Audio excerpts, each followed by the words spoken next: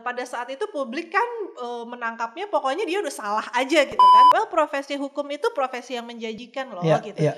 UMKM tuh memang penyokong nomor 1 kayaknya ekonomi Indonesia gitu. Waktu kecil banget tuh berantem terus pokoknya. Serius?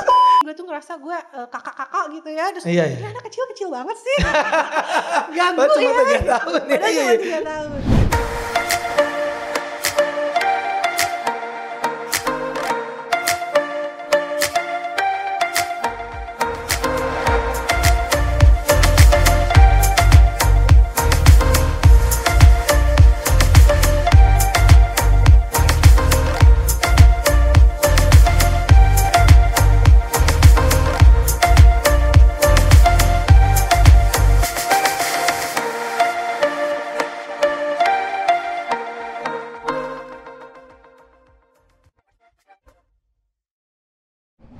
Ya, teman MHM Podcast. Kali ini kita kedatangan tamu yang luar biasa banget di edisi ketiga podcast, edisi ketiga MHM Podcast. Untuk pertama kalinya bintang tamu kita adalah seorang perempuan yang karirnya saya tahu cukup cemerlang lah ya, baik di bidang hukum maupun di bidang politik. Kita langsung saja sambut Dr. Dea Tunggaesti. Halo, terima kasih loh. Sama-sama, it's an honor for me. Aduh, teman-teman semua diundang sama Pak Heru nih luar biasa banget loh. Saya feel honor loh, senang banget loh. Kita dari teman kerja bareng ya. Iya, tahun berapa kita kenal ya? Wow, 2008 kali ya? 2007 ya. Duh, jangan hitung ya berapa tahun. Jadi kita kenal udah lama banget ya, Dea ya? Iya loh, ya dulu time flies ya ternyata. Iya, time flies banget dan gue melihat gue melihat perkembangan karir lo baik di sosial media, dan kita kalau ketemu kayaknya more growth ya, Dea ya.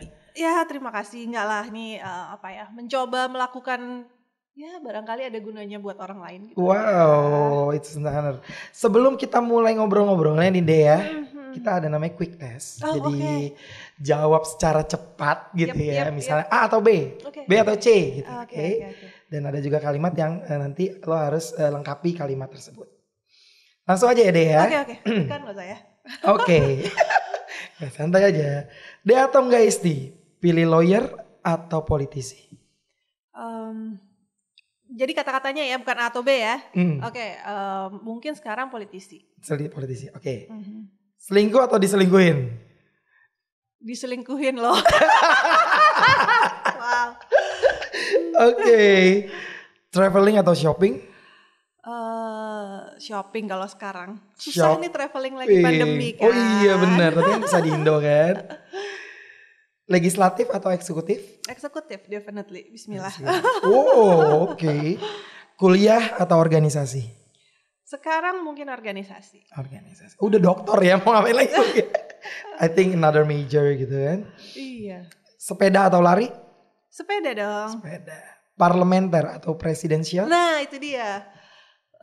Need more discussion, nggak harus dipilih sekarang kan, karena itu diskusi yang panjang banget nih nantinya. Pilih, tapi nanti kita pas masuk main topik kita bahas dikit. Oke. Mungkin it's a new idea of parlementer gitu. Mungkin itu. Oke. Bali atau Jakarta? Bali. Iya. Pasti semua juga pasti pilih Bali ya. Tapi yang kemarin narasum saya pilihnya Jakarta. Iya. Wah, hebat. Oke. Dea Tunggaesti adalah seorang yang nggak banyak maunya. Oke. Dalam 5 tahun ke depan, Dea Tunggaesti akan masih menjadi diri saya sendiri. I don't know, Tuhan punya rencana apa buat saya. Oh, bahasa politisi ya. Oke, Dek. Sekarang kita ngobrol-ngobrol ya. Oke. Boleh ceritain nggak dari kecilnya, terus apakah udah punya cita-cita lawyer, politisi, sampai berkarir sekarang lah, maksudnya sekolah di mana dan lain sebagainya, dan sempat ngambil MM juga malah ya. Iya. Oke. Dari kecil banget ya. Lahir di mana? Oke, aku lahir di Solo, tempat kediamannya Pak Jokowi. Wow, pantesan. Kebetulan mamahku tuh satu bangku SMP sama Pak Jokowi. Jadi ketika kelas 2 SMP tuh mereka teman sebangku gitu. Pantesan aku ingat waktu Pilpres dulu sama Pak Oce ke kediaman Pak Jokowi ya kan? Iya benar-benar berapa tahun yang lalu tuh ya. Iya. Terus abis lahir di Solo tapi nggak pernah tinggal dan menetap di Solo, cuman lahir aja. Nggak lama langsung tinggal di Malang dan di Jakarta. Oke. Sekolah deh tuh. Terus cita-cita waktu kecil pasti hampir kayak kebanyakan teman-teman nih semua cita-citanya jadi dokter. Dokter. Kebetulan aku tinggal sama sepupunya mama yang profesinya jadi dokter. Oh gitu. Terus suka ikut dia praktek gitu kan. Kayaknya seru banget ya jadi dokter nyembuhin orang. Gitu.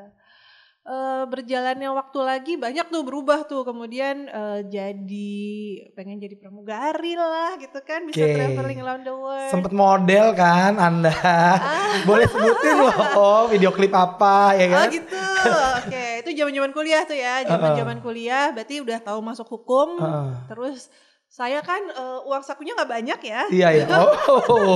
Jadi pengen lah gitu beli ini dan beli itu gitu. Jadi akhirnya menyibukkan diri. Kebetulan kuliah hukum kan gak terlalu busy juga ya sebenarnya ya. Jadi mulai tuh kita casting-casting, dapat beberapa apa aja ya. Video klip pernah, iklan-iklan. Iklan kan duitnya lumayan ya, Bo. Iya benar. Langsung ya. Terus sinetron, itu casting-casting film tuh. besar. Iya, casting-casting di awal. Berarti sekolah segala macam Malang dan lain sebagainya. Kepikiran untuk ngambil fakultas hukum berarti memang ada eager untuk terjun di praktisi hukum gitu. Mungkin ibu saya kan praktisi hukum tapi internal lawyer, kerja di bank. Jadi udah sering tahu lah apa yang dikerjakan gitu. Plus keluarga besar aku tuh sebenarnya kalau kita ngumpul selalu kita ngomongin soal hukum, soal politik gitu.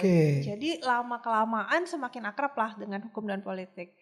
Jadi itu kenapa ngambil sekolah hukum. Oh gitu, nggak politik saat itu, lebih ke hukum ya, karena ibu hukum ya. Jadi nggak jadi ngambil dokternya karena lebih seringan ngomong hukum dan politik. Iya, akhirnya jadi ngomong hukum dan politik. Gitu. Terus setelah itu pas kuliah untuk nama-nama Du Jajan, ya kan? Itu casting-casting lah dan sempat ada kepikiran untuk change ke dunia entertain nggak saat itu? Kan easy money kan? Enggak loh, capek juga loh. Ya kalau kerja iklan sih oke ya. Kalau kerja sinetron dan stripping, capek ya? Kepikiran untuk serius sih enggak. Aku ngerasa memang kayaknya enggak terlalu berbakat lah di situ ya. Bener deh, enggak terlalu berbakat. Jadi kalau orang lain itu ngafalin skrip dengan sangat enjoy, jujur aku tuh enggak sebenarnya. Gue tuh enggak. Jadi agak karena bener. Karena ini adalah tuntutan pekerjaan harus bisa. Jadi ya gitu. Jadi start my passion lah gitu. Tapi kan kalau video klip terus iklan tuh kan enggak perlu skrip. Iya, cuman beberapa orang dengan memang talentanya acting gitu ya, kayaknya gampang gitu. Buat gue susah, Bo. Susah ya gitu. And then baru masuklah ke law firm ya saat itu ya. Iya, nah bertemulah dengan Pak Heru kan. Iya, perkenalan kita di situ ya. Kita sering jalan-jalan juga ya abis ini ya, kita kemana ke mall. Teman makan siang Teman makan siang bareng. Dan setelah SH dan lain sebagainya itu, kenapa mengambil MM? Maksudnya on directly nggak ngambil MH? Karena linearnya kan dokternya juga hukum ya? Iya. Saat itu kenapa ngambil pertimbangan ngambil MM? Jadi waktu udah selesai sekolah hukum itu ternyata pas dilihat transkripnya dan emang pas lagi kuliahnya hukum ekonomi, transaksi bisnis internasional. Senang ya kayak gitu ya? Itu tuh menarik banget gitu. Jadi pengen ilmu yang berbeda lah gitu yang coba digali. Dan pas kuliah MM bener-bener tuh rasanya senang banget. Kan ini kita cross major ya. Harusnya kan teman-teman yang linear majornya nilainya pada bagus-bagus dong gitu. Tapi karena akunya senang banget, guenya bener-bener semangat dalam belajarnya gitu. Hampir peringkat terbaik tuh waktu MM. Cuman salah. UGM ya kalau salah. UGM. Jadi emang seneng banget ternyata sama dunia ekonomi juga. Nggak kepikiran untuk ngambil MH lagi gitu? Nggak? MH lagi kayaknya enggak lah ya selama kita profesi lawyering kayaknya tiap hari belajar MH deh. Atau another major lain enggak juga ya, udah cukup ya. Sekarang sih mungkin belum ya. Sempet sih kepikiran berapa lama yang lalu ada temen yang ngajakin juga ngambil psikologi. Psikologi. Cuman dia bilang kalau mau S2-nya psikologi barangkali ilmu dasarnya belum dapet. Jadi dia harus menyarankannya better kayak satunya. Berarti kayak hukum ya, maksudnya kayak ketimbang ngambil MH kan mendingan S1 hukum ya lebih. Oke. Terus sepanjang berkarir di dunia lawyering gitu ya. Sosok perempuan itu kan pada saat mungkin dulu awal-awal kan belum sebanyak sekarang lah ya, let's say ya. Itu kan pasti ada gium kayak cewek lawyer nih nggak, ya ada lah mungkin ya pemikiran-pemikiran seperti itu gitu kan, atau cewek ya mungkin lebih cocoknya legal officer lah mungkin seperti ibunya Dea gitu kan. Itu satu, menanggapinya gimana, kedua suka dukanya selama berapa tahun totally di lawyering? Berarti kan kalau kita mulai 2007 ya berapa tuh? Nggak mau ngitung ya, banyak. Hampir 15 ya. Iya ya, oke. Suka dukanya terus terang banyakan sukanya sih. Dukanya malah nggak inget nih sekarang. Perempuan memang mostly kayak banyak yang gini, kita banyak berurusan mungkin dengan aparat penegak hukum yang laki-laki gitu kan, yang mereka, kenapa yang datang cewek ya, ini pasti ada maunya apa nih gitu kan biasanya. Justru malah bukannya lebih seger gitu ya kalau aparat hukum, cewek nih gitu. Biasanya kalau cewek tuh justru ke mereka banyak permintaan tetapi maunya yang cincai-cincai gitu loh. Iya nggak teman-teman. Oke, enggak sih, saya segini, lebih ke pembawaan diri kita aja. Kalau kita emang mau model, sorry ya bahasanya lenje-lenje gitu, ya pasti orang yang ketemu dengan kita akan mengukur kita ada di posisi itu gitu. Tapi once kita membawa dirinya juga barangkali tetap bisa dengan baik, ya orang akan appreciate gitu. Jadi I think nggak masalah perempuan, nggak masalah laki-laki, nggak masalah degree-nya apa gitu, tapi masalah lagi ke pembawaan diri kita sih. Kembali lagi ya kayak gitu ya. Terus mention satu case yang benar-benar lo ngerasa nih gue banget nih gitu, maksudnya bukan gue banget sih, maksudnya kayak ya menarik lah gitu challenge-nya, terus bisa mungkin case yang menang kali ya. Agak susah tuh kalau milih satu case yang menarik gitu, karena semua case tuh ada ininya masing-masing, benang merahnya masing-masing. Kan Heru juga pasti ngerasain hal yang sama. Apalagi kalau kita tuh kebetulan kita di kantor yang luar biasa ya, di kantor Pak Oce itu dikasih pengalaman untuk terjun langsung. Jadi ketemu klien dan kita kenal secara kepribadiannya klien, kenal keluarganya, kenal kolega bisnisnya. Jadi itu jadi personal gitu kan. Jadi susah untuk mencari ini case yang paling berarti atau bermakna gitu ya. Karena semuanya tuh kita punya personal touch gitu. Barangkali kalau cerita sama teman-teman yang punya pengalaman di kantor lain agak berbeda karena memang biasanya associates itu tidak sedekat itu dengan kliennya kan. Kantor kita emang agak ini ya. Awal-awal aja udah langsung diterjunin gitu ya. Sidang sana gitu. Nah, iya. Oke, terkait setelah berapa tahun kita dia di POC 8 ya? Iya, sekitar 9 ya. 8, 9. Memutuskan untuk membuka firma sendiri gitu. I think itu sudah waktunya aja sih, terima kasih banyak sama Pak Oce, sudah banyak sekali dikasih kesempatan belajar. Cuman kan setiap orang pasti punya waktunya bahwa saya harus keluar dari zona nyaman nih gitu kan. Kita harus bisa berbuat lebih banyak gitu. Betul. Jadi ya sebenarnya modalnya modal nekat dan modal ya merasa bahwa saya jadi bukannya terlalu religius ya, cuman saya tuh menjalani apa yang ada dalam hidup saya, merasa ya udah saya udah berdoa dan kayaknya jalannya dibukakan ke situ, ya jalanin aja gitu. Itu juga yang kerasa tuh pada waktu tahun 2012-2013 waktu di site mau buka kantor. Kalau banyak yang nanya, wah emang kliennya udah banyak banget nih? Enggak. Iya. Deg-degan gak sih awal-awal? Deg-degan. Sama ya, sama kayak saya. Sama ya? Sama banget. Oh gitu. Setahun awal pusing. Iya kan? Terus. Iya, setahun awal tuh bukannya tarik uang dari kantor, tapi kita justru terus ya gitu. Nah itu tapi kan kalau law firm itu kan maksudnya kayak barengan partneran kan, jadi pusingnya dibagi-bagi kan atau gimana? Iya, syukur alhamdulillah ada puji Tuhan punya partners yang kebetulan waktu itu kan bertiga nih, teman-temannya Heru juga nih. Iya. Sampai sekarang mereka tuh sangat kita punya barangkali yang menyatukan kita adalah kita punya ability yang agak berbeda-beda gitu. Jadi kita bisa skillnya beda-beda. Kita bisa klop satu sama lain gitu, nggak saling marking other territories gitu. Jadi sampai sekarang ya kita kompak, segala permasalahan kita bisa share. Yang paling penting kayaknya itu ya, bisa komunikasi apapun itu. Bagi share yang menyenangkan pasti gampang, tapi sharing something yang susah nih klien gue mentok nih gitu. Tapi kita bisa cerita sama partner dan partners bisa cariin kita jalan keluar bareng-bareng, itu kayaknya yang sangat berharga gitu. Jadi solving the problem bareng-bareng ya. Terus kalau terkait berantem antar partner, pasti ya. Pasti. Justru itu tadi kenapa kita itu enaknya bisa ngomong apa aja. Sometimes kan orang ada gengsinya, nggak mau deh partner gue nggak usah tahu nih gue lagi susah gini-gini gitu kan. Ya jadi komunikasi itu nggak ada. Sometimes salah juga diomongin sehingga si partners yang lain akan bilang, lah gimana sih lo kok bisa sampai begitu. Ada pasti berantemnya gitu. Tapi kita nggak at the end nggak saling menyalahkan, kita cari jalan keluar kan gitu. Jadi pertimbangan untuk memilih partner si A dan si B ini melihat dari gue skill kelebihannya ini, dia ini gitu. Atau memang rembukan awal kita bikin law firm bareng ya atau apa? Di awal sih terus terang lebih ke kesiapan yang saya lihat gitu dari beberapa ajakan dari yang ada gitu. Saya belum bisa melihat, belum bisa memetakan sih Ru pada saat itu kalau kita punya skill yang berbeda itu baru beriringnya jalan.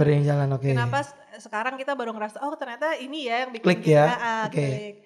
Di awal sih kesiapan sih pertimbangannya. Ngeliatnya ini udah pada siap untuk bareng-barengan dan lain sebagainya. Karena kan trust itu kan nggak mudah juga kan. Itu perlu dibangun sekian lama waktu gitu kan. Terus terkait banyak anggapan mahasiswa fakultas hukum atau masyarakat lawyer banyak duit. Itu bener gak sih? Gak tahu, coba tanya Pak. Aduh. Katanya gak boleh nih yang nanya disuruh jawab ya. Gitu ya, gak boleh curang dia. Well, balik lagi ya, rezeki itu di tangan Tuhan. Profesi apapun menghasilkan uang. Cuman buat ngasih semangat nih teman-teman yang di sekolah hukum bahwa kan kita pasti masuk kuliah mau jadi apa, tujuannya pasti mau cari uang. Well, profesi hukum itu profesi yang menjanjikan loh gitu. Either mau jadi lawyer, mau jadi pengacara, mau jadi legal officer dimanapun juga gitu. Jadi tenang, yang pada sekolah hukum nggak usah takut karena you're in the right way gitu. Ini profesi yang cukup menjanjikan. Gitu. Waktu pernah saya juga webinar UI, saya juga ngomongin kayak gitu karena kan pandemi itu pas pandemi mereka kayak ketakutan banyak lulusannya yang masih belum. Sebenarnya banyak, gue bilang profesi, maksudnya lulusan hukum banyak kok ininya gitu. Bisa jadi apa aja bisa gitu jadi apa aja, kita gitu. Survive lah.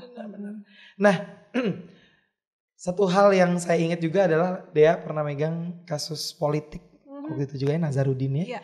Apakah hal itu juga yang membuat Dea sekarang tertarik di dunia politik dan gimana sih waktu itu challenge-nya?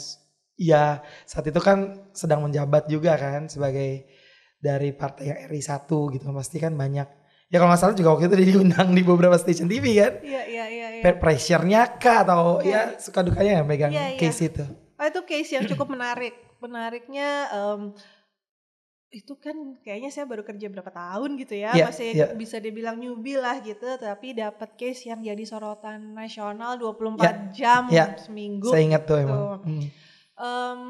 Yang mana dulu nih yang dijawab? Pressure-nya ada aja karena pada saat itu kan Pak Nazarudin ditahan. Artinya yang harus jadi spokesperson dia kan kita nih lawyer-lawyer di depan menyampaikan apa yang dia sampaikan kepada publik gitu. Pada saat itu publik kan menangkapnya pokoknya dia udah salah aja gitu kan, sehingga pressure-nya luar biasa buat kita untuk menjadi corongnya beliau bicara di TV terhadap sesuatu yang publik nggak pengen denger gitu. Publik pengen dengernya pokoknya dia salah aja, mau dia nggak bela diri apapun ya nggak mau gitu kan, karena dia mau publik penilainya pokoknya Nazarudin udah salah nih menjahatin pimpinan pada saat itu gitu kan. Nah, pressure-nya luar biasa yang begitunya gitu. Sampai ada telepon gelap atau apa. Dulu masih Facebook ya. Dulu Facebook ya masalahnya. Itu kata-kata hinaan. Ya kan? Cacian-cacian mati. Tapi juga banyak loh yang jadi lawyer cantik ternyata lawyer Nazarudin gitu kan. Karena kalau kata baca suratnya surat ke presiden ya. SBY masih waktu itu. Iya macam-macam lah, ada haters dan ada yang memuji juga, jadi ya sudahlah itu dinamika. Tapi berarti apa yang Pak Nazarudin waktu itu mau sampaikan ke publik itu ketemu dulu dengan dengan lawyernya untuk disampaikan gitu ya. Iya, jadi kita dikasih kesempatan kan, memang kan setiap tersangka boleh ketemu penasihat hukumnya. Waktu itu di Makobrimob sana, jadi lumayan jauh. Terus kita dikasih kesempatan bicara dan ya kita kasih advice hukum lah gitu, dan Pak Nazarudin juga menceritakan kronologis yang sebenarnya menurut versinya dia. Gitu. Oke. Nah, ceritain dong setelah itu kan masih lawyering, buka kantor dan sebagainya, sehingga bisa masuk terjun ke politik gitu, atau Dan terjun ke politiknya nggak main-main. Teman MHM Podcast langsung PLT Sekjen loh. Itu gimana tuh? Oke. Well tadi ditanya ada kaitannya nggak? Barangkali kurang lebih ada Yang kaitannya. megang kemarin sama case-nya Pak Nasaruddin. Jadi dari situ kan belajar banyak ya bahwa rangkaian tindakan korupsi yang terjadi di dunia politik itu saya tidak menyalahkan oknumnya ya gitu, tapi siapapun oknum yang akan ditaruh di posisi itu akan kurang lebih melakukan hal yang sama. Karena itu udah seperti sistemik terjadi gitu. Partai kan harus mencari uang betul. Ya. Akhirnya dia menempatkan orang-orang yang bisa mencari uang untuk mencari setoran partai. Itu kan udah seperti lingkaran setan gitu. Nah, udah lama sih kemudian terus jadi kayak punya pergumulan pribadi gitu, punya kepikiran gitu. Apa yang bisa saya lakukan? And then berapa bulan yang lalu, mungkin kira-kira setahun yang lalu, yang lalu ya? Iya, kira-kira hampir setahun yang lalu, mulai kenal lah sama teman-teman di PSI gitu. Dan kaget, amazed lihat mereka itu punya perjuangan tanpa uang. And it works gitu sampai dengan sekarang kita punya 78 anggota legislatif dan tingkat bukan provinsi, bukan nasional ya, tingkat provinsi masing-masing yang duduk di posisi itu tanpa mengeluarkan uang sepeser pun loh. Ada yang modalnya cuma 100.000 nyetak. Ada 100.000 nyetak mana? KTP. Ada 2, satu di Semarang, satu di Tangerang. Kota Semarang. Bayangin aja gitu. Jadi artinya politik tanpa uang itu mungkin gitu. Mungkin ya. Mungkin dan itu terjadi. Itu yang lagi kita perjuangkan. Makanya kenapa sekarang serius banget sepenuh hati gitu. Saya pengen berbuat sesuatu nih buat bangsa ini ya dengan join di politik dan menciptakan orang-orang seperti teman-teman yang sekarang ada di anggota legislatif ini gitu. Mereka hadir. Kita punya tagline hadir dan kerja untuk rakyat. Jadi ketika mereka duduk di posisi itu nggak pakai uang. Jadi ketika mereka di situ ya harus hadir dan kerja buat rakyat beneran. Kalau nggak kita pecut-pecutin gitu. Karena mereka selama duduk di situ udah mereka nggak punya utang kepada siapapun. Kita pun sebagai partai nggak ngambil potongan apapun loh. Saya dengar juga ada beberapa yang potong gaji ya. Ke partai gitu kan. PSI enggak ya? Saya rasa hampir semua partai ada lah setoran wajib gitu. PSI kita sama sekali nggak ada. Duitnya dari mana? Kenapa? Duitnya dari kita fundraising. Luar biasa sih. Iya, kita luar apa di dalam? Dua-duanya. Iya, yang terus terang kalau yang dari luar negeri konstituen kita tuh jauh lebih mungkin sudah biasa pakai kredit card gitu ya. Jadi kita setiap bulan mereka installment berapa langsung dipotong dari kredit card. Gitu. Jadi lebih advance lah kalau di sana. Kalau di sini memang terus terang caranya agak sedikit berbeda kulturnya gitu. Jadi kayak misalnya kita bikin fundraising di Surabaya nih, kira-kira 2 minggu lalu ya. Jadi kita kumpulin para pengusaha di Surabaya, kita coba bikin tanya jawab dan apa yang kita bisa lakukan, kita bisa bantu. Kebetulan banget Wali Kota Surabaya, Mas Eri Cahyadi itu deket banget sama kita karena kita bantu waktu yang bersangkutan. Partai pendukung ya? Kita partai pendukung, bukan partai pengusung ya, kita partai pendukung. Dan Mas Eri tuh kita bantuin benar-benar tanpa mahar gitu. Jadi sekarang akrab nih sama kita. Jadi kemarin kita bikin pertemuan dengan Mas Eri dan beberapa donatur-donatur kami gitu. Ya kayak gitu caranya kami cari uang. Kita mencoba datangin nih para pengusaha. Jadi si legislatif ini memang fully aja gitu untuk kerja sesuai tupoksinya, nggak mikirin lagi gitu ya untuk biaya kampanye dan lain sebagainya gitu ya. Betul.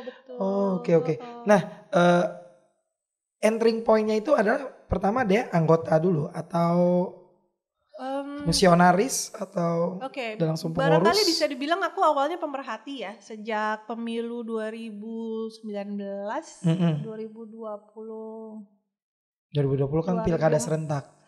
No, mungkin legislatif 2019 kayaknya yang legislatif itu ya. Udah mulai dekat sama teman-teman itu, sempat ditawarin nyalek cuman nggak tahu ya, belum ada panggilan hati waktu itu, belum srek gitu. Tapi udah banyak lah di belakang layar support mereka, apa yang bisa aku bantu gitu. Dari situ sih sebenarnya mulai deket dengan dunia politik. Teman-teman politik. Oke.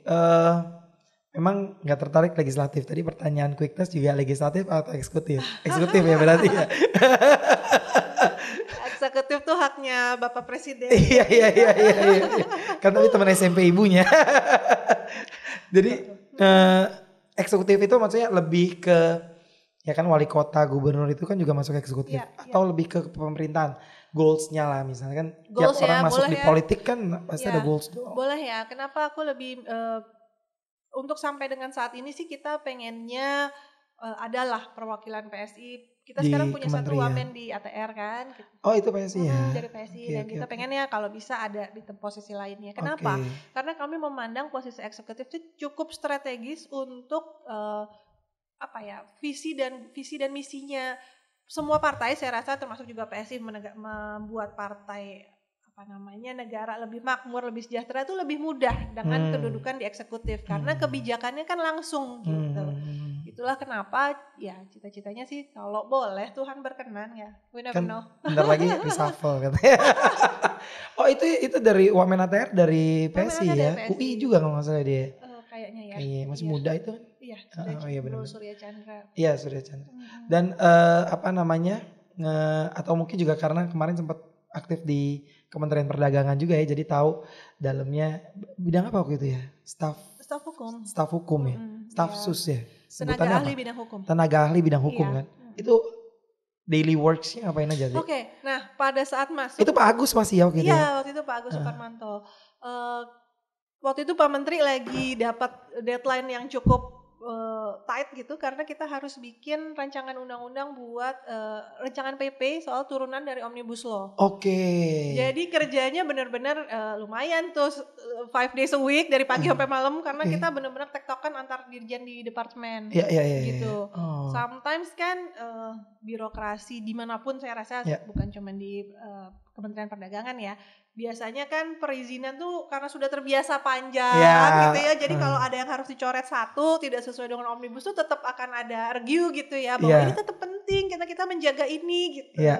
Jadi panjang tuh negosiasi internalnya gitu. Padahal bulan Februari kita sudah harus submit ke Sekretariat Negara untuk di cross. Naskah akademis segala macamnya ya. Jadi hanya terkait si undang-undang itu aja, PP itu? PP Omnibus. Setelah itu berarti udah gak jadi tenaga ahli lagi atau gimana? Nah sebetulnya sih belum selesai sampai di situ, kebetulan ada reshuffle kan waktu itu. Jadi ya udah tenaga ahli kan mengikuti si menterinya jabatan ya? menteri gitu. Tapi memungkinkan kan sebenarnya kalau masuk lagi sebagai tenaga ahli di... Ya kalau dibutuhkan pasti. Luar biasa. Apa yang bisa saya bantu lah. Tapi waktu 5 days a week itu... Law firm-nya gimana tuh? Sama seperti sekarang sih sebenarnya, alhamdulillah law firm kan sudah cukup bisa bekerja sendiri ya, udah jalan Asosiatnya udah ini ya. Udah jalan, para partners juga udah ya nggak terlalu hands on lah ya gitu ya, udah bisa jalan sendiri. Jadi bagi waktunya sekarang gimana nih? Berapa persen ibu rumah tangga? Ini kan you have two daughter kan? Iya benar. Susah nih kalau persentase. Bisnis juga nggak? Sorry. Bisnis dulu bukannya ada coklat itu kan? Iya kadang-kadang bantuin temen. Bisnis yang jalan banget sih kayaknya nggak siap, chip in saham dikit-dikit di teman-teman, tapi nggak terlalu menguras waktu. Bagi waktu. Kebetulan gini, karena di tadi jabatan PLT Sekjen ini mengharuskan seminggu ada di daerah, seminggu ada di Jakarta. Boleh tuh kalau di Jakarta aku lebih fleksibel. Jadi presentasinya lagi agak susah nih karena seminggu sekali kita harus jalan nih nemuin. Seminggu itu berarti benar-benar 7 hari atau 5 hari dalam satu minggu? Tergantung daerahnya. Kalau daerahnya memang dekat-dekat bisa kita padatin seminggu full. Cuman kadang-kadang ada daerah yang agak jauh, akhirnya ya udah kita buat minggu ini 4 hari misalnya, nanti 2 minggu lagi gitu. Itu schedule semua mesin partai lah ya yang ngatur atau dia maksudnya kan? Iya. Untuk turun ketemu ini itu segala macam. Capek tapi alhamdulillah senang. Fun ya? Senangnya karena gini kan selama ini kita lihat di survei aja nih di berita gitu kan bilang katanya PSI naik dari 4,8, 5%, 5,2 gitu. Cuman kan kalau kita nggak ketemu teman-teman langsung nih para kader di daerah kita nggak tahu kan mereka sekuat apa. Dengan kita turun langsung kita bisa lihat nih teman-teman di Jakarta di daerah tuh ternyata bener ya strukturnya udah rame. Ketika kita datang pelantikan bener nih bisa ngumpulin beberapa orang. Ketika kita misalnya baksos ke daerah bawa bantuan nih daerah-daerah yang dikunjungin udah tahu teman PSI datang lagi gitu kan. Jadi kan kita yakin nih bahwa kita ini udah semakin membesar gitu. Iya. Udah 33 provinsi semua. 3 provinsi kita udah lama. Tinggal sekarang di cabang-cabang ya. Tingkat cabang-cabang ya. Oke. Targetnya memang saya yang pernah dengar itu kalau masuk PSI ada batas usia. Oh, bener dulu, ya? Dulu ya. Oh, dulu ya? Dulu kita punya aturan 40 tahun gitu kan ya. Udah kayak HIPMI ya. 41. Cuman sekarang udah enggak. Sekarang kita punya ide bahwa kalau nih umur dilimitasi juga akan menjadi apa ya, meritokrasinya hilang gitu kan, siapa aja yang bisa menjadi hilang gitu. Jadi ya kita bebasin tuh sekarang soal umur. Bebasin soal umur. Tapi targetnya tetap anak-anak muda atau? Yang pasti targetnya adalah regenerasi. Belum tentu dari yang tua ke muda juga, bisa juga dari yang muda barangkali ke yang lebih tua juga nggak apa-apa ketika ada regenerasi terus bergulir gitu. Jangan kita terus aja. Betul. Gitu kan. Betul. Dan memang kalau anak muda yang saya dengar juga kan kalau untuk masuk ke partai politik ada stigma bahwa kalau bukan keluarganya siapa gitu kan. Dan dia bisa membuktikan ya. Dalam artian keluarganya nggak ada yang masuk politik. Nggak ada. Itulah dia. Aduh jadi jualan PSI ya. Tapi teman-teman kita bukan partai yang punya tokoh. Artinya kita nggak punya ini dibikin oleh keluarga ini gitu ya. Artinya siapapun yang kalau memang dia shining gitu, memang dia kompeten, pasti dia akan bisa menjadi apapun juga di situ. Nggak usah ewah-pokewah bahwa saya di situ nanti paling mentok seni karena nanti harus ada si anaknya si bapak ini, anaknya si ibu ini gitu kan yang menjabat gitu. Kita kan nggak ada. Oke. Tapi ada dukungan dari keluarga ya, maksudnya ibu masih di ini kan, masih profesional kan? Masih profesional. Adik dokter, teman adiknya dokter Risa nih. Kakaknya. Sorry. Saya emang agak lebih imut ya. Kelihatannya lebih imut ya. Tapi kan dokter ini kan juga sekarang juru bicara BNPB ya. Iya. Ya maksudnya kan ya dekat-dekat juga dengan pemerintah lah. Iya. Ada korelasinya waktu dia mungkin masuk ke perdagangan dan lain sebagainya. Enggak sih. Bidangnya agak berbeda. Intinya mungkin ajaran orang tua lah gitu ya bahwa ya kalau kita bisa berguna bagi orang lain, bagi lingkungan kita, just do it gitu. Jangan menghitung bahwa aduh ini gue melakukan ini dibayar berapa ya, gue begini memang gue bisa jadi apa gitu. Jangan itu gitu, tapi ikhlas lakukan ini, jadikan pengabdian. Hasilnya insya Allah nanti Tuhan yang atur lah gitu. Ya itu juga lah yang kayak kira-kira yang dikerjakan sama Ray gitu. Kayak gitu ya. Nah saya juga melihat beberapa kali dia juga turun gitu ya, korban banjir. Terus juga waktu itu kalau nggak salah bagi-bagi gadget gratis ya. Iya. Nah itu dari sekian banyak yang dia udah turun langsung gitu ya. Kira-kira kalau tadi bilang kontribusi ke masyarakat, berarti kontribusi ke masyarakat dan daerah kira-kira apa sih yang perlu masih dibenahi gitu loh. Melihat beberapa warga Indonesia masih di batas ambang kemiskinan. Agree. Kompleks ya permasalahan Indonesia ini. Cuma nomor satu saya nggak tahu ya, saya selalu berpendapat bahwa segala sesuatu mungkin kalau ada uangnya. Jadi memang ya harus ekonomi dulu gitu. Baru pendidikan gitu kali. Pendidikan orang nggak akan bisa bayar untuk pendidikan, nggak akan bisa menyiapkan infrastruktur pendidikan baik gedung, apalagi sekarang online pakai gadget dan segala macamnya gitu. Kalau memang secara ekonomi pemerintah kita nggak sanggup. Jadi memang saya sepakat dan setuju banget sama Pak Jokowi bahwa uang yang kita punya sekarang harus dimanage menjadi bahan baku ekonomi, artinya adalah infrastruktur. Sekarang dengan infrastruktur tol sepanjang jalan, ongkos kirim jadi lebih murah, kan ekonomi otomatis tumbuh gitu. Sekarang orang beli UMKM ya, beli barang-barang katakanlah baju daster aja gitu kan, beli dari Bali sekarang tidak menjadi cukup kompetitif gitu, nggak harus beli di Tanah Abang, artinya kan gitu ya, artinya market tuh tumbuh dengan sendirinya dengan infrastruktur yang bertumbuh gitu. Jadi memang pertama kita harus pembangunan dulu gitu, karena itu mempercepat pembangunan infrastruktur ekonomi, itu ya, infrastruktur itu. Nah setelah itu baru kalau kita sudah punya uangnya kita manage nomor satu untuk pendidikan dan kesehatan. Gitu. I see. Nah jadi kalau misalnya tadi dibilang yang first things-nya adalah ekonomi, berarti ekonomi pemberdayaan masyarakat itu ya, yang harus digali juga selain infrastruktur ya. Iya. UMKM mungkin atau apa? UMKM tuh memang penyokong nomor satu kayaknya ekonomi Indonesia gitu. Apalagi di saat pandemi seperti ini kan industri besar banyak yang kolaps juga gitu kan. Nah, tapi dengan UMKM nih tumbuh subur, sekarang siapa yang gak jualan online gitu kan, masakan-masakan lah gitu. Itu kan membuat ekonomi tetap terus hidup gitu. Jadi sebenarnya gini, kalau boleh cerita sedikit gitu ya, kita tuh agak gemes nih terus terang kepada para pemerintah, barangkali udah gak cocok lagi zaman sekarang kalau misalnya bantuan sosial kepada yang tidak mempunyai pekerjaan, yang dikasih adalah kerajinan untuk menjahit, kerajinan untuk membubut, bikin las gitu ya. Saya rasa bukan itu, sekarang zamannya udah gak begitu. Sekarang harusnya dibikin studio recorder seperti ini, jadi orang-orang bisa jadi YouTuber kreatif gitu ya. Jauh ke jadi zaman sudah berubah, saya rasa juga ya itu tadi ya, misalnya kita harus pemerintah harus keluar dari out of the box juga, zona nyamannya juga yang sudah berpuluh-puluh tahun, harus keep up lah gitu sama industri-industri kreatif sekarang. Iya benar. Jadi ya ekonomi kreatif lah ya. That's why makanya Kementerian Pariwisata dan Ekonomi Kreatif itu untuk menumbuhkan orang-orang semakin kreatif gitu ya. Kayak saya tiba-tiba jadi bikin podcast. Nah ya kan, kayak bikin pelatihan masak, bikin apa nih yang sekarang lagi bikin makarons kan, bikin rendang, itu tuh gampang banget dijualnya. Itu kan langsung tepat guna gitu, bisa langsung diaplikasikan. Iya. Gitu. That's why juga mungkin makanya sekarang di politiknya dia juga dekat dengan digital juga ya, saya lihat ya, maksudnya. Iya. Webinar dan lain sebagainya gitu kan. Iya.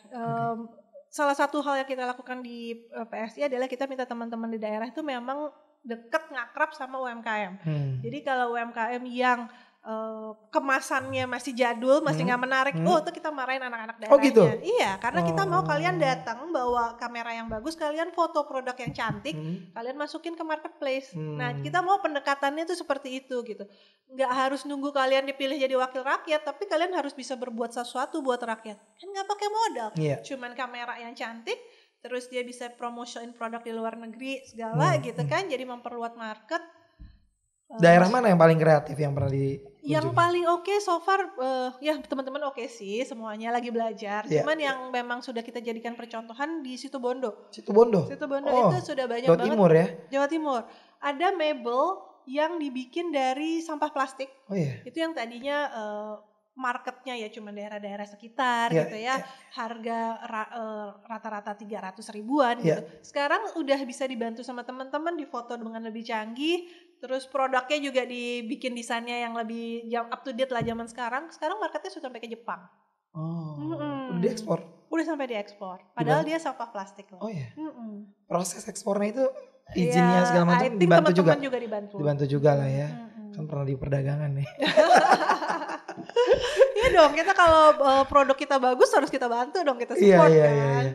Tapi itu ya benar-benar maksudnya benar-benar karena produknya bagus atau tetap pakai pelicin sih nggak sih sekarang kalau ekspor gitu-gitu izin-izin nggak ya, udah era terbuka ya? Bagaimana? Enggak, sekarang udah jauh lebih mudah. Apalagi gini, masalahnya bukan ke zamannya, tetapi memang sekarang dengan Omnibus Law itu benar-benar perizinan itu dipangkas, bisa saya bilang 90%. Oh gitu? Iya. Sekarang beberapa izin kita impor dan ekspor gitu, beberapa hanya butuh NIB. That's it. Oh iya, dulu kan ada API segala macam gitu-gitu kan. Tapi untuk ngelewatin bea cukainya segala macam. Ya, sudah jauh lebih ramping teknisnya lah. Pokoknya dipermudah lah ya buat teman-teman MHM Podcast yang mau ekspor. Nah, bisa kepoin nanti di MHM Podcast. Nah, Dek, kita sekarang ngobrolnya agak santai aja ya. Tiba-tiba keikutan tren untuk jadi rajin sepeda atau karena sekarang juga di politik banyak orang komunitas sepeda atau bagaimana? Enggak. Kalau buat cari komunitas sih sama sekali enggak. Karena emang terus terang agak takut justru kalau sepedaan rame-rame. Begal. Enggak. Aku pernah loh sekali kena percobaan begal. Iya. Di daerah? Di depan Senayan, di depan Hotel Atlet, persis mau masuk GBK. Lawyer loh ini. Emang agak nekat waktu itu sendirian. Iya. Oh sendirian? Sendirian, tapi masih pagi, jam 7 lah gitu kurang lebih. Jadi pakai tas pinggang, tas pinggangnya itu ditarik sama 2 orang yang naik motor. Iya. jatuh lah ya gitu kan ya. Tapi refleksnya adalah megangin si tas pinggangnya sehingga si handphonenya masih ada. Jadi dia sempat narik. Dompet gitu-gitu? Nggak bawa dompet, cuma kebetulan kan tas pinggang aja. Jadi dia dapat talinya aja tuh, terus dia langsung kabur. Wah tapi hampir kapok juga tuh sepedaan karena luka semua. Iya. Aduh pengalaman buruk lah. Ikutan sepedaan karena teman-teman sebenarnya. Teman-teman. Terus seru kan sepedaan. Sepedaan juga nggak? Enggak. Oh enggak ya? Golf. Oh golf panas. Sepeda juga kalau pagi-pagi ya. Sepeda pagi-pagi kan. Enak loh, maksudnya banyak angin gitu. Terus ngebakar kalorinya cukup banyak. Ya cukup cepat ya. Iya cukup juga cepat. Kurus gitu. Iya 1,5 jam sepedaan tuh bisa 1.100-1.200 kalori. Tapi kalau setelah itu makannya barbar. Still. Kan barbarnya paling berapa? 500-600 kalori masih ada sisa lah. Iya. Dibanding gak ngapa-ngapain tapi makan segitu juga. Oh iya. Bener ya, berarti cepat ini ya. Iya. Oke. Terus tadi juga suka traveling juga gitu ya. Yang paling seru, yang paling berkesan dan kira-kira negara ini sebenarnya kan sekarang politik ya. Negara ini bisa di-adapt ke Indo secara legislatif kan kalau kunker itu kan iya kan sebenarnya kita udah sering traveling ini sebenarnya bisa nih ke Indo gitu kan. Yang saya lagi kepikiran kenapa pertanian ya, kayak kalau kita pergi agribisnis. Iya agribisnis. Kalau kita ke Thailand tuh lihat semua buah di pinggir jalan aja pasti manis dan enak gitu kan.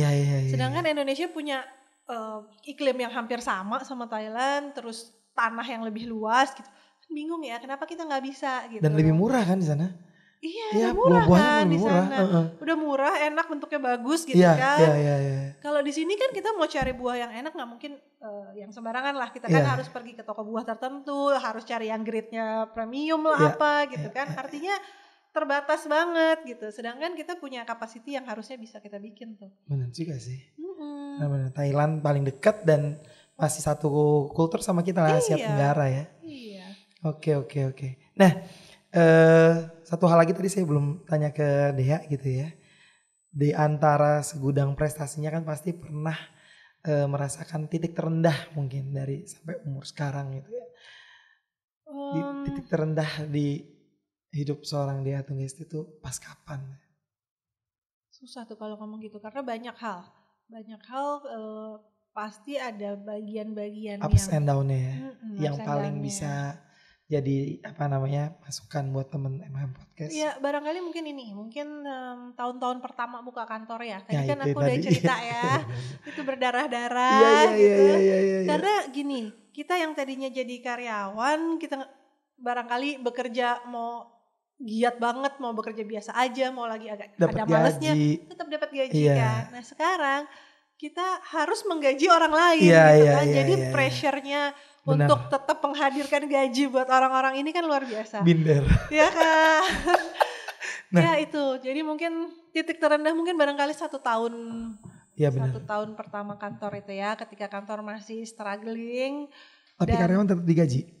Alhamdulillah sih. Maksudnya dalam jangka waktu itu ada yang late payment gitu enggak ya? Alhamdulillah enggak sih. Ya masih digaji.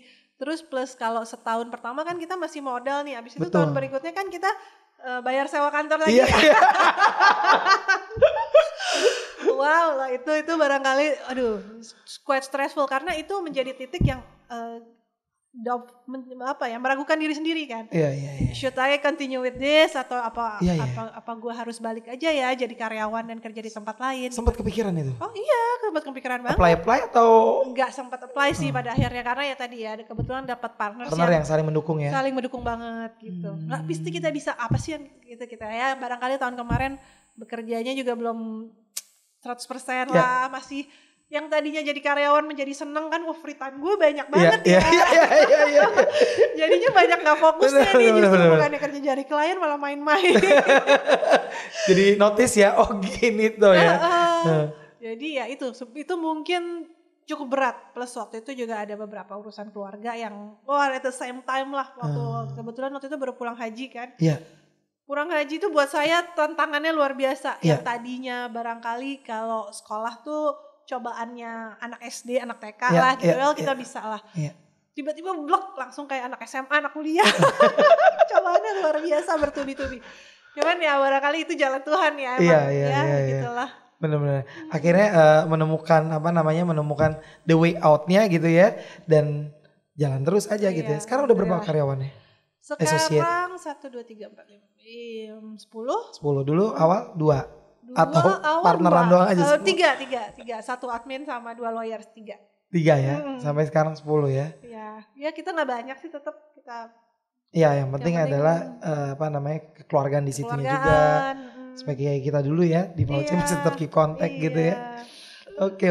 Nah, ada pesan-pesan nggak buat mungkin misalnya career woman gitu kan? Tadi kan udah menceritakan tentang karirnya Dea. Untuk misalnya tetap, apalagi kemarin kan pandemi gitu kan, banyak yang kena layoff, ibu-ibu dan sebagainya gitu kan. Mungkin tadi salah satunya udah kreatif gitu kan. Untuk yang career woman satu, yang kedua adalah untuk para mahasiswa hukum. Kan mereka mau apa nih gitu kan. Pilihan karirnya apa aja gitu. Kalau buat career woman barangkali lebih ke sini ya, lebih ke perempuan itu ingat jangan lupa sama kodratnya. Nah, even though kita itu kayak sibuk banget di kantor, udah menduduki posisi tertentu gitu ya, punya banyak karyawan, bisa merintah lah gitu. Tapi ingat kalau di rumah tetap posisinya kan kita nih jadi istri nih, terus kita jadi ibu, jadi jangan pakai nada atau tone yang sama lah di kantor sama di rumah.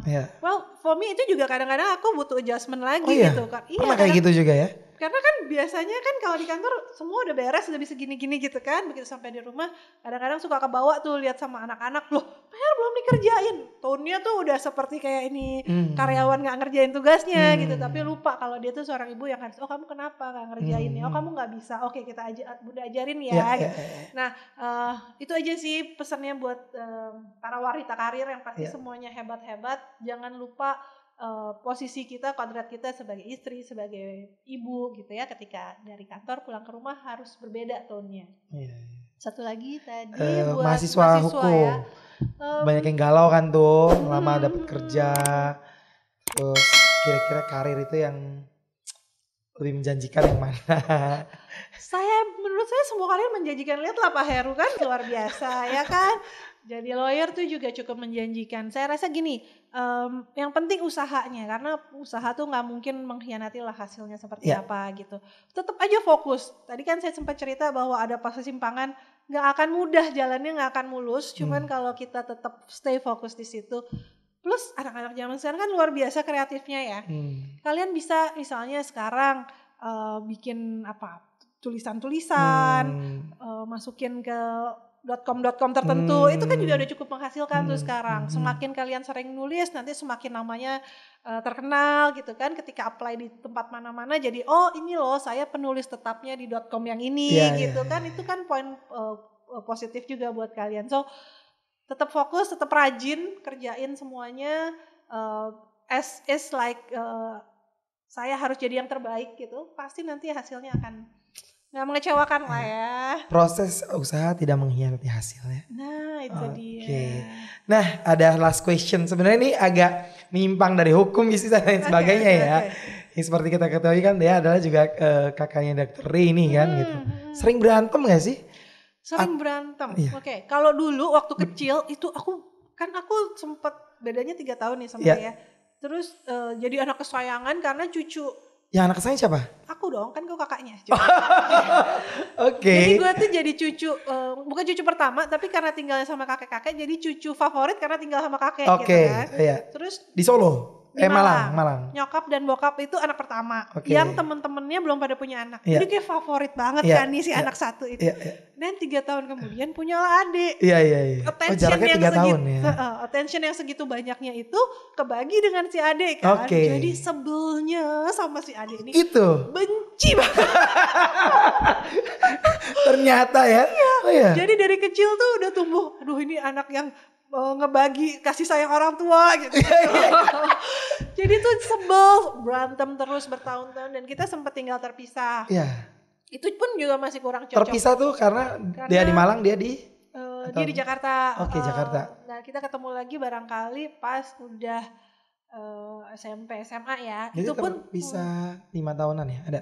3 tahunan. 3 tahun. Lebih. Nah di situ juga masih kurang cocok awalnya gitu karena memang ada gininya nih, gue tuh ngerasa gue kakak-kakak gitu ya, terus ini anak kecil banget sih, ganggu cuma ya, 3 tahun padahal cuma 3 tahun. Nah kita mulai akrab tuh justru pas udah dewasa, pas udah mulai gede, udah umur 18, udah mulai SMA, udah mulai kuliah, itu kita jadi akrab banget. Bahkan sekarang tuh benar-benar we support each other pasti. of anything gitu. Gitu. Tapi berantem kecilnya tuh apa? Misalnya kayak rebutan remote kah atau apa gitu? Waktu kecil banget. Waktu kecil banget tuh berantem terus pokoknya. Serius? Apapun Ibunya akan pusing jadi kali ya? berantem. Kasihan ya my mom ya. Gitu. Bener, sebelnya tuh sampai yang kalau ketemu berantem, kalau nggak ketemu ya udah nggak ngomong, nggak cari-carian. Segitunya waktu kecil. Ya ampun. Padahal dia tuh si adik kecil yang look up banget ke kakaknya gitu kan.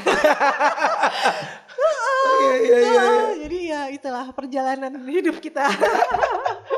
Tapi we support each other tadi dia bilang gitu. Berarti pada saat dia ikut ajang Putri Indonesia dan lain sebagainya ikut ini juga bantuin, cariin baju apa segala macam gitu ya.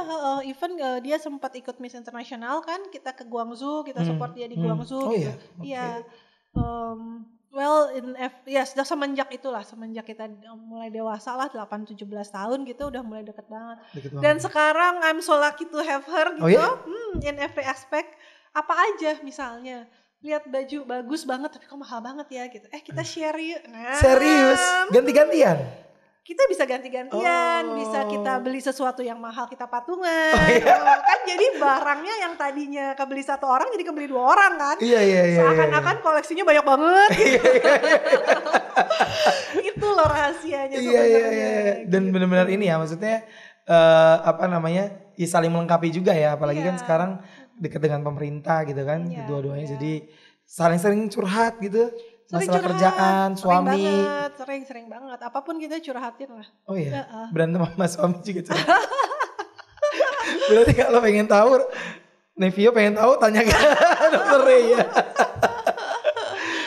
Oke. Nah, satu hal lagi, kan anaknya dua-duanya cewek nih, punya saudara cewek, nggak kepingin standar lah pertanyaan orang Indonesia ya. Ada kepinginan punya anak dengan jenis kelamin yang berbeda atau two is enough? Two is enough lah, gila. I'm old already. Tapi gimana rasanya punya anak 2 cewek gitu?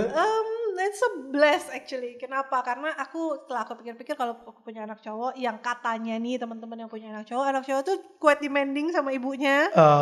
Terus butuh perhatian ekstra gitu, nggak bisa mandiri untuk belajar, harus selalu dituntun. Nah gue gimana bagi waktunya ya kan? Sedangkan anak-anak cewek udah sangat-sangat mandiri, sampai rumah udah beres semuanya. Oh iya, dia udah bisa clean up the house gitu? Clean up the room ya. The room, oke. Room, terus tugas-tugas sekolah juga nggak harus dimonitor. Udah ngerjain apa gitu, semuanya juga udah jalan. Jadi mungkin Tuhan kasih 2 anak perempuan tuh karena itu. Karena saya harus punya kesibukan banyak yang lain, jadi punya anak yang perempuan. Manis-manis gitu ya. Oke, Dea Tunggayesti. Thank you Pak Heru. Thank you for hadir di MHM Podcast hari ini. For having here. Sama-sama, it's a pleasure, thank you. Dan gak berasa ya waktu ya bahwa obrolannya macam-macam, hukum, politik dan keluarga juga tadi dibahas. Jadi teman MHM Podcast juga itu tadi perbincangan kita dengan bintang tamu MHM Podcast hari ini. Dan pastinya terima kasih sekali lagi ke Dr. Dea Tunggayesti SHMM ya. Yes. Dan pastinya akan ada perbincangan menarik dengan bintang tamu berikutnya. Terima kasih dan see you. Thank you Pak Heru. Thank you. Yes teman MHM Podcast, itu tadi dia bintang tamu podcast kita Dea Tunggayesti, seorang lawyer yang juga seorang PLT, Sekjen Partai Solidaritas Indonesia atau kita kenal sebagai PSI. Di tengah kesibukannya dia masih bisa hadir di MHM Podcast kali ini. Dan pastinya yang kita bisa ambil dari obrolan kita tadi adalah bahwa apapun bidangnya kita harus kreatif. Apalagi di era serba digital sekarang. Dituntut untuk kreatif mungkin.